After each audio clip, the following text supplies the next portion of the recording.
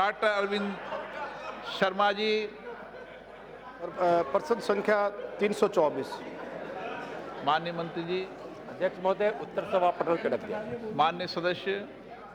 अध्यक्ष महोदय, 800 साल तो मुगलों ने राज किया, हिंदी और संस्कृत को मिटाने की कोशिश की। 175 साल अंग्रेजों ने अंग्रेजी को बढ़ावा दिया। अब 72 साल देश को आज़ाद हो गए।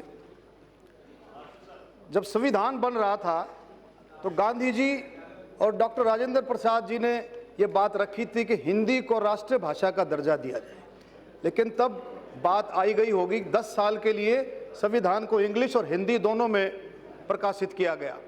मैं आज मौका है, देशभक्तों की और देश हित को सर्वप्रिय रखने वालों की सरकार हमारी, और आज एक ऐसा मौका माननीय प्रधानमंत्री जी के नेतृत्व में, हमारे लौह पुरुष अमित शाह जी के नेतृत्व में, आपने देखा धारा 370, 35 ए, 3 तलाक, राम मंदिर, सारे काम हो गए। मैं इसलिए एक मिनट सर, ये बहुत महत्वपूर्ण क्वेश्चन है सर। कितनी लड़ाई, देश आजाद हो गया, सभी राष्ट्रों की अपनी भाषा है, हम पीछे रह रहे सर। भारत एक, भारतीय एक, राष्ट्रीय भाषा एक होनी चाहिए। मेरा सिर्फ प्रार्थना ये आपके जरिए से कि हिंदी को राष्ट्रीय भाषा का दर्जा दिया जाए, मेरी ये प्रार्थना है। महोदय, अध्यक्ष महोदय,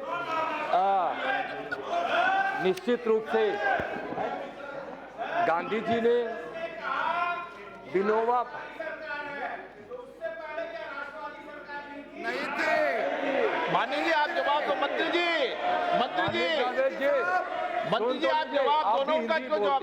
माननीय आप तो माननीय अध्यक्ष महोदय, यह सही माननीय सदस्य बोले कि पूज्य गांधी जी ने, विनोबा भावे ने और एक बड़ी भावनाओं ने, निश्चित रूप से डॉक्टर राजेंद्र प्रसाद जी ने इस भावना को व्यक्त किए थे, जिसके कारण 14 सितंबर 1949 को हिंदी भाषा को राजभाषा के रूप में अंगीकार किया गया।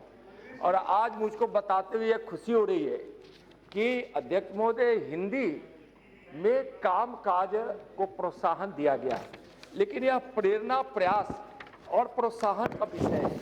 इसका आधार प्रेरणा, प्रयास और प्रोत्साहन है, और इसकी जरूरत है। और यह किसी नियम कानून से नहीं, अपने स्वभाव में लाना पड़ेगा, अपने आचरण में लाना पड़ेगा, इसका प्रयास करना पड़ेगा। यह सही है कि हिंदी इस देश के अधिकांश भागों में बोला जाता है, और यह अत्यंत खुशी का विषय है कि हिंदी को वह राज्यों ने भी, जो जिसकी मातृभाषा अलग है, उसने भी हिंदी को काफ़ी महत्व दिया है। मैं एक आंकड़ा उदाहरण के रूप में कहना चाहूँगा। अध्यक्ष महोदय, यहाँ वर्गीकरण किया गया है क्षेत्र वाइज, क ख ग। क में जो भी राज्य है, जहाँ जैसे बिहार, छत्तीसगढ़, हरियाणा, हिमाचल, झारखंड, राजस्थान, उत्तर प्रदेश, उत्तराखंड, अंडमान निकोबार द्वीप समूह, राष्ट्रीय राजधानी दिल्ली, यह वर्ग क में है, जहाँ हिंदी में लिखी भी जाती है और बोली भी जाती है। इसके अलावा जो ख है, गुजरात, महाराष्ट्र, पंजाब, चंडीगढ़, दमनदीप और दादरा नगर हवेली, इसमें उनकी अपनी मातृभाषा है। इसके अलावा भी हिंदी का प्रयोग अच्छी मात्रा में होता है। जैसे मैं बता रहा हूं कि जैसे मैं वर्ग ग, जहां क और ख में शामिल नहीं है, जैसे केरला, तमिलनाडु, आंध्र, तेलंगाना, वहां भी आंशिक रूप में ही लेकिन हिंदी का प्रयोग होता है अपनी। और हमारे केंद्र की आंशिक सर,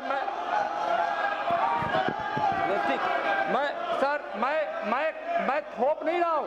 अध्यक्ष महोदय, माननीय गृह मंत्री जी ने स्पष्ट कहा था कि मातृभाषा हिंदी जो भी अपनी मातृभाषा जिस राज्य का है उसी की प्राथमिकता है।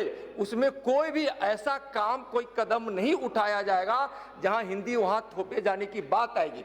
थोपे जाने की बात मैं नहीं कर रहा हूं, लेकिन मैं यह कह रहा हूं कि जी इसलिए हिंदी को प्रोत्साहन और पुरस्कार के माध्यम से, समितियों के माध्यम से, कमिटियों के माध्यम से हिंदी जहां अंगीकार लिखे जाने और बोलने की भाषा बनी है, उसके प्रोत्साहन के लिए काम सरकार कर रही है।